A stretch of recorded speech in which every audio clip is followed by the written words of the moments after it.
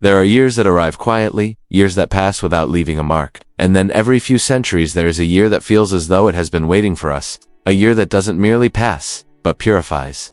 Nostradamus wrote of such a time in a line that scholars have long struggled to decipher. He called it l'an de la purge, year of cleansing, a strange phrase for a 16th century physician to commit to parchment, as if he knew there would come a moment when humanity would no longer be destroyed by swords and plagues, but by the weight of its own forgetting, a moment when the world would not end, but shed its skin. For centuries, people dismissed that peculiar phrase as metaphor, a poetic exaggeration from a man who preferred visions to explanations. Yet now, standing at the threshold of 2026, those words stir with a new and unsettling clarity. It is as though a thread Nostradamus laid long ago has begun to tighten, not suddenly, not violently, but with the slow, deliberate pressure of inevitability. And if you listen closely, you can feel it in the air, a presence moving beneath the noise of daily life, the faint hum of a world preparing for something it has not admitted to itself. Because long before we counted years and centuries, long before we measured time with calendars and clocks, ancient cultures believed that existence moved in cycles: creation, ascent, arrogance, collapse, renewal. Nostradamus lived during a time of war, plague, and spiritual upheaval. Yet he seemed to write not just for his era, but for ours. Hidden between his cryptic lines is a pattern. When humanity grows too confident, too detached from nature and truth, the cycle resets itself, not as punishment, but as correction, not as doom, but as cleansing. And now, that correction seems to be unfolding around us. You can see it in the structures we've built, systems once considered unshakable, now trembling in their foundations. Institutions revealing cracks that were always there, but never acknowledged. The illusion of permanence dissolving under the weight of decades. Nostradamus described this moment as a time when the old order falls without war. And though he couched the idea in riddles, his meaning whispers through centuries. Collapse does not always roar, it often begins with silence. Today, that silence takes many shapes. The growing dissonance between nations pretending stability and citizens sensing a truth beneath the surface. The strange unease threading through conversations, news cycles, governments, markets. The feeling that something vast and unseen has tilted, and the world is trying and failing to balance itself again. That, too, was part of his message. Nostradamus insisted the year of cleansing would not be an explosion, but a revelation, a stripping away of illusions so complete that nothing built on falsehood could persist. It would begin with nature, ripple through politics, and echo through the human spirit. He hinted that humanity would be forced to confront the very consequences it had long postponed. Look carefully at the world as it is now. Forests burning with heat no season should hold. Rivers where cities once stood, winds bending in directions no science fully understands, leaders stumbling beneath their own shadows, and beneath it all, a collective sense that something ancient is being awakened, not created, but revealed. Nostradamus predicted that such a period would take shape just before the cleansing year, like clouds gathering on a distant horizon before the storm announces itself. But what if the storm has already arrived, and we simply haven't recognized its shape? 2026, in his cryptic arrangement of symbols and metaphors, was not merely a date. He described it as a convergence, the moment when consequences intersect with destiny, when the world faces a reflection it can no longer ignore. A year when truth stops whispering and begins to strike. A year when humanity is no longer asked to listen, but required to understand. When the weight of centuries descends not as punishment, but as awakening. That is the unsettling possibility his words now press upon us. We are not approaching the year of cleansing. We may already be inside its shadow, and in moments like these, moments when the world feels as though it is shifting beneath our feet, humans instinctively search for patterns, for prophecy, for meaning. That is why Nostradamus resurfaces now, not as a figure of superstition, but as a compass pointing through the fog. His quatrains written in layers of metaphor to obscure them from the dangers of his age. Read today less like riddles and more like warnings, encoded for a future too fragile to hear them plainly. He spoke of fire reclaiming what was taken. He spoke of water rewriting the shape of land. He spoke of crowns falling in silence. And he spoke of a cleansing that would arrive not to destroy, but to expose. Exposure, after all, is the most terrifying form of truth. And that is where our journey begins, not with fear, not with prophecy, treated as inevitability, but with an ancient voice reaching across time to remind us that cycles do not end, they turn. The cleansing he envisioned may not be a single moment, but a process already in motion. One that has been building for decades and is only now revealing its full shape. Like an eclipse beginning at the edge of sight, unnoticed until it is nearly complete. If you have felt a strange stillness within the noise, a tension between what the world pretends to be and what it is becoming, you have felt the early tremors of that cleansing. And as we step deeper into 2026, the year Nostradamus hinted would be humanity's mirror. What we are truly confronting may not be disaster at all, but recognition of truths long ignored, consequences long delayed, and a cycle that demands to be completed before another can begin. This is the beginning of the path, the beginning of the unraveling, the beginning of the cleansing, and from here, the shadows only grow deeper. There are lines in Nostradamus' writings that do not feel written so much as remembered, as if they drifted into his awareness from a place outside of time. Lines that hover between vision and warning, soft enough to be dismissed, yet sharp enough to return centuries later, like a whisper meant for an age that had forgotten how to listen. Among them, one quatrain stands apart, not because it is clear, but because of the eerie reflection it casts upon our world. In the year of great cleansing, mankind shall be tested by fire and flood. The heavens will weep and the earth shall renew, but the chosen will walk among the ashes. For generations, scholars read these words as allegory symbolism wrapped in medieval fear. Skeptics brushed them aside as poetic dramatics from a man who enjoyed riddles more than reason. Yet now, as the world stirs with uncanny echoes of his imagery, those old lines feel less like metaphor and more like a shadow falling across our time. And like all shadows, they lengthen as we approach 2026.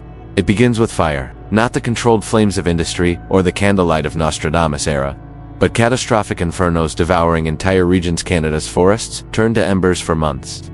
Grease burning under record heat, even rain-soaked landscapes igniting like forgotten tinder. Not acts of war, but of imbalance, as though the planet is cauterizing wounds humanity pretended not to see. Then comes water, rising not gently but violently. Storms pushing oceans over coastlines, rivers swallowing streets, cities drowning within hours. Floods appearing where drought once cracked the earth. Water returning not as nourishment, but as reclamation, as if the world were redrawing the borders we forced upon it. These are not interpretations. They are events. And yet they sit side by side in the quatrain, braided into a single vision. Fire and flood arriving together as twin agents of purification, awakening a cycle we forgot we were part of. But it is the third line that chills the spine. The heavens will weep. For centuries, its meaning slipped through the grasp of historians. Yet today the phrase reverberates with stunning accuracy. Skies glowing in impossible colors. Auroras sweeping across cities far from the poles.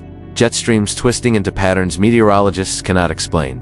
Storms appearing out of season, out of rhythm, out of pattern. Even those who trust only in data admit it. The sky is behaving as though something ancient has stirred. Then comes earth, the ground beneath our feet, once steady, now murmuring with a rising frequency of tremors. Fault lines, shivering awake. Regions unaccustomed to earthquakes now quivering with quiet unrest. Movements deep underground, as if the planet is shifting its weight, preparing for something unseen. Taken separately, these events could be coincidence, but placed alongside a quatrain written nearly 500 years ago, they begin to resemble a pattern and emergence of something long predicted. And then arrives the line scholars argued over the most. The chosen will walk among the ashes. Who are the chosen? For centuries, this sparked theological debate, conspiracies, and esoteric speculation. Yet modern interpreters offer a subtler, more unsettling explanation that the chosen are not a sacred few, but those willing to awaken, those who can see beyond the chaos, those who recognize the cleansing not as destruction, but as unveiling, and the ashes. They may not be literal, they may represent what remains after illusions burn away, the ashes of failed systems,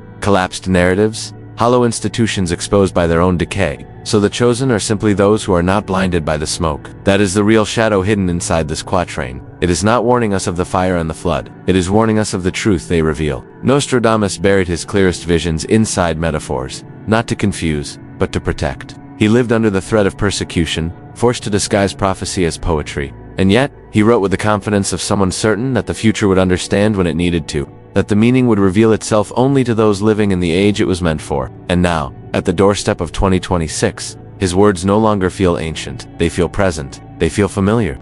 Look at the world. Wildfires rewriting ecosystems, floods reshaping coastlines, governments cracking under their own contradictions, markets trembling like towers built on sand, and a quiet intuition threading through society that something vast is shifting beneath our collective feet. These are the mirrors Nostradamus spoke of. He wrote, "The great purification begins when the blind seek mirrors." A puzzling line until now. In an era where misinformation drowns clarity, where illusions are crafted faster than truths, the blindness he spoke of is not physical, it is psychological, and the mirrors, they are the signs we refuse to see. Each climate anomaly, each political collapse, each economic tremor, each collective awakening, each whisper of intuition, all mirrors, all reflecting the same silent truth. The cleansing has already begun, and the shadows of the quatrain are stretching across our world. Nostradamus did not describe apocalypse. He described exposure, a stripping away of falsehood, a return to the rawness beneath the veneer of civilization. And that is why the quatrain ends with ashes. Not because the world ends in fire, but because every cycle must burn away what no longer serves. So something new can emerge from the quiet that follows. There are moments in history when the world seems to exhale a long, uneasy breath before a storm that has no name. And if we listen carefully, that breath is all around us now. It threads through headlines, flickers in conversations, trembles in the quiet hollows between ordinary days. These are not isolated events. They are signs subtle at first, then unmistakable, moving in rhythm with a prophecy written centuries ago. A prophecy that warned of a cleansing that would arrive not as a single catastrophe, but as a convergence. Nostradamus wrote that the year of purification would be marked by forces born of the heavens, carried by the earth, mirrored in the hearts of men. What once seemed like poetic exaggeration now feels startlingly literal, because in every direction, above, below, within, something is stirring. It begins in the sky. Scientists have recorded solar storms of an intensity not witnessed in decades, their electromagnetic pulses rattling the fragile skeleton of our technology. Satellites flicker, radio signals vanish. Entire regions experience sudden, unexplained blackouts. The sun, once a steady guardian, begins to pulse with an energy that feels ancient and unpredictable. Nostradamus hinted that the cleansing would be heralded by fire in the skies, a phrase dismissed for centuries as mystical symbolism. Yet today, those words glow with uncanny accuracy. The sky is no longer calm, it is restless. From the heavens, the signs descend to the Earth's surface. Heat waves sweep across continents with a ferocity that defies every model. Europe burns under temperatures that belong in deserts. Asia shimmers with air so hot it bends the horizon. The Americas oscillate between fire and flood, as if unable to decide which imbalance demands attention first. Scientists speak cautiously, trying not to ignite panic. They use terms like anomalous, unprecedented, beyond projections. But beneath those restrained words lurks an old truth. Nostradamus knew well the moment nature ceases to whisper and begins to speak plainly. Then there is the ocean. Its warming accelerates, faster than any instrument predicted. Entire ecosystems drift into collapse. Fish migrate thousands of miles from their ancestral waters. Storms grow teeth, cyclones form where none existed before. The ocean behaves not like a wounded entity but like a sleeping titan waking slowly, shaking off centuries of containment. Nostradamus warned that the waters would rise not in anger, but in memory, as if the sea itself recalls a time before human dominion, a time when coastlines were different and the world moved to a more ancient rhythm. And now, in 2023, 2024, 2025, the years leading to the threshold of 2026, the water's memory is returning with astonishing clarity. But the signs are not only natural. The cleansing he foresaw reaches into the human world as well. Across nations, leadership fractures, scandals erupt without warning. Systems built on deception begin to crack under the strain of their own contradictions. Nostradamus wrote of leaders falling by their own deceit, and those words echo loudly in a time when trust dissolves faster than it can be rebuilt. Governments scramble, institutions scramble. Ordinary people look around and sense that the pillars holding society upright are trembling. This is not collapse, this is unmasking. And if nature carries the external signs of the purge, the human spirit carries the internal ones. You can feel it in the rising unrest, not born of chaos for chaos' sake, but of a deep, collective realization that something is fundamentally wrong. People who never questioned now demand answers. Those who trusted blindly now open their eyes. Propaganda fails. Narratives weaken. Nostradamus hinted that this inner turmoil would be the most painful part of the cleansing, writing that illusion shall choke the proud, and truth shall strip the fearful bare. A metaphor, yes, but one that perfectly mirrors the strange awakening unfolding now. Yet the most disturbing sign of all may not be found in politics or in nature, but in the markets, the silent heartbeat of modern civilization. Debt accumulates like a rising tide. Currencies tremble. Wealth evaporates overnight. Economists warn of unprecedented instability, a phrase becoming almost routine. Nostradamus wrote of a moment when human greed would become the weapon that turns against itself. The proud shall choke on their own gold. For centuries, analysts shrugged this off. Today, the meaning is painfully clear. The systems built to generate wealth are beginning to consume themselves. This is the purge in motion. Not a single event, but a convergence of many. Not destruction, but revelation. It is as if the world is shedding illusions layer by layer, exposing the truth beneath each one. And with each revelation, the unease grows. A feeling not of fear, but of inevitability. A sense that something vast and unseen is approaching, a shift not only in nature or in politics, but in consciousness itself. Nostradamus warned that this moment would not be gentle. He wrote that the cleansing would arrive swift as a whisper, heavy as a mountain, a paradox that mirrors the world's current state, quiet and chaotic, subtle and overwhelming. Everything feels normal and yet nothing feels right. Everything functions and yet everything falters. This is the paradox of prophecy. We recognize it only when we are inside it, which raises the most important question of all. Has the cleansing truly begun? Or are these signs merely the prelude to the main event that Nostradamus saw, the moment when the world finally confronts what it has avoided for centuries? The truth is simple and undeniable. We may already be living in the opening chapter of the very year he foresaw. The signs are not coming, they are here. And the convergence he described is no longer a prophecy. It is unfolding before our eyes. The fire burns, the water rises, the leaders fall, the systems crack, the truth awakens, and the world prepares, silently, relentlessly, for whatever 2026 will reveal. Nothing in the quatrains suggests an ending. Everything suggests a transformation, a purging not meant to destroy humanity, but to strip it down to what is real. And as the signs intensify, one truth becomes unavoidable. The cleansing is not something happening to the world, it is something happening within it. There are moments when the world feels alive in a way that is difficult to name, when the familiar softness of nature hardens into something ancient, watchful, and aware, as though the earth itself were inhaling, preparing to speak in a language older than civilization. Nostradamus warned that the cleansing would not begin with human conflict, nor with the rise or fall of nations, but with the rebellion of the four primordial forces: fire, water, air, and earth. Not symbolic forces, but elemental ones. Forces that do not negotiate, do not plead, do not explain. Forces that remind humanity of the balance it forgot. For centuries, the quatrain describing this rebellion seemed too poetic to be prophetic. But today, its meaning pulses beneath every headline, every storm, every trembling fault line. Nostradamus wrote that the elements would war within their spheres, not to punish, but to correct. And never has that war felt closer than it does now. It begins with fire. In the quatrains, fire is the first element to awaken, cleansing what arrogance has scorched. At the time, readers believed he meant war, crusades, the burning cities of his century. But the world we inhabit now reveals something far more literal. The infernos of the modern age make the fires of Nostradamus' time look like candle flames. Entire regions ignite as if the earth itself were exhaling sparks. Forests that once took centuries to grow vanish in hours. Places once thought too damp, too cold, too resilient to burn now erupt with flames that move faster than any human response can contain. The fire is not random, it is patterned, rising in intensity, spreading across continents as though answering a command older than language. Fire, the element of purification, has awakened. Then comes water. For most of history, floods were seasonal, predictable, expected. But Nostradamus wrote that in the cleansing year, water shall claim what memory demands. A cryptic line long ignored. Yet today, we witness water not as a passive force, but as an active one, rising where it should fall, falling where it should rise. Floods roar through cities built with the confidence of those who believed they had mastered nature. Rivers devour their banks. Oceans leap over seawalls as if reclaiming territories lost centuries ago. Deserts flood, coastlines drown, islands vanish. Maps become outdated in months. This is not climate alone, this is water remembering. And with water's rise comes the third element, air. Air is the silent one, the invisible force Nostradamus described as the messenger of imbalance. Scientists speak of shifting jet streams, atmospheric rivers, polar vortices unmoored from their ancient pathways.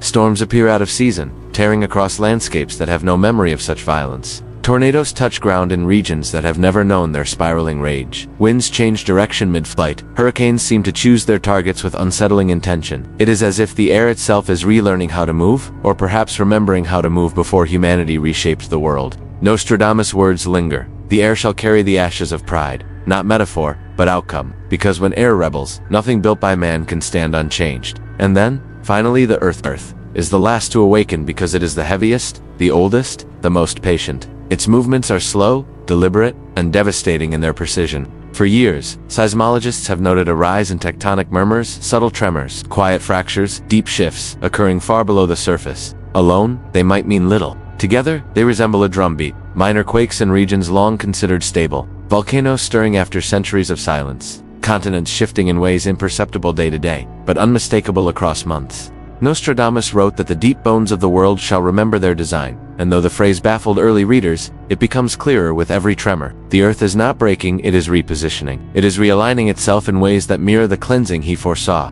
But the war of the elements is not random chaos. It is choreography. Fire strips away, water reclaims, air exposes, earth resets. Each element plays its part, as if acting on an ancient agreement humanity never understood. Together, they form the cycle Nostradamus hinted at. The cycle of purification, the resetting of balance, the return of the world to a state it recognizes as truth. Yet the rebellion of the elements is not the most frightening part of his prophecy. It is the target. Nostradamus did not warn that the elements would turn against humanity. He warned they would turn against human excess, against illusion, against systems built on forgetting the natural order. This is why the elements strike not at random, but at the places humanity assumed were invincible centers of industry, hubs of power, cities built on the belief that we had risen above nature. Each event feels like a reminder that we did not rise above anything, we simply turned away. The cleansing he spoke of is not a biblical punishment. It is a return to balance. A return enforced by forces that do not need permission to act. As 2026 approaches, the convergence intensifies. Solar storms reach their peaks.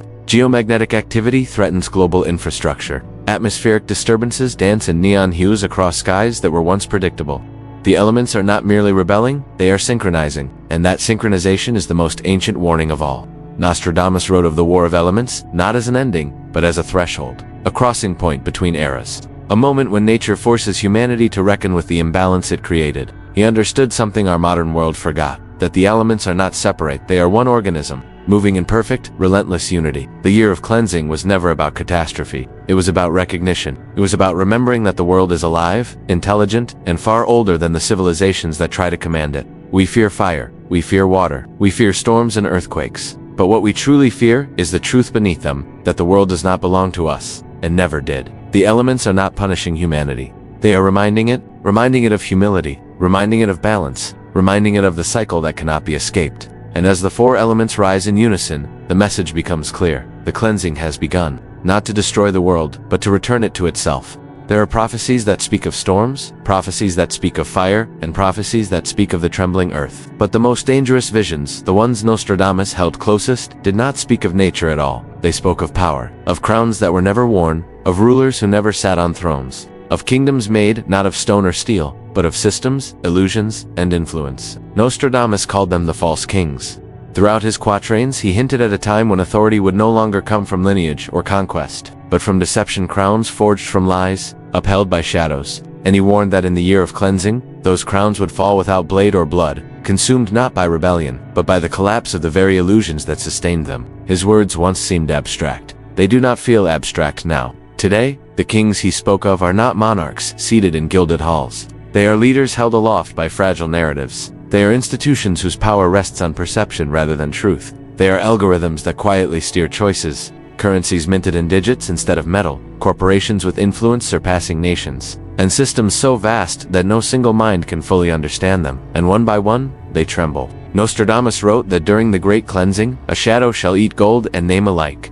For centuries, no one knew what that shadow meant. But now, as wealth evaporates in markets that swing like unmoored pendulums, as currencies falter beneath invisible pressure, as reputations collapse overnight from truths long hidden, the meaning surfaces. The shadow is not supernatural. The shadow is consequence. It devours the structures built on excess. It reveals the fragility of power built on sand. It exposes the illusion of permanence that humanity mistook for destiny. And after the fall of kings, after the collapse of illusions, Nostradamus said something even more unsettling. In the silence of broken thrones, the desperate shall crown themselves with fire. A chilling image, a reminder that chaos rises quickly when order falls. Not because humanity is doomed, but because emptiness invites hunger.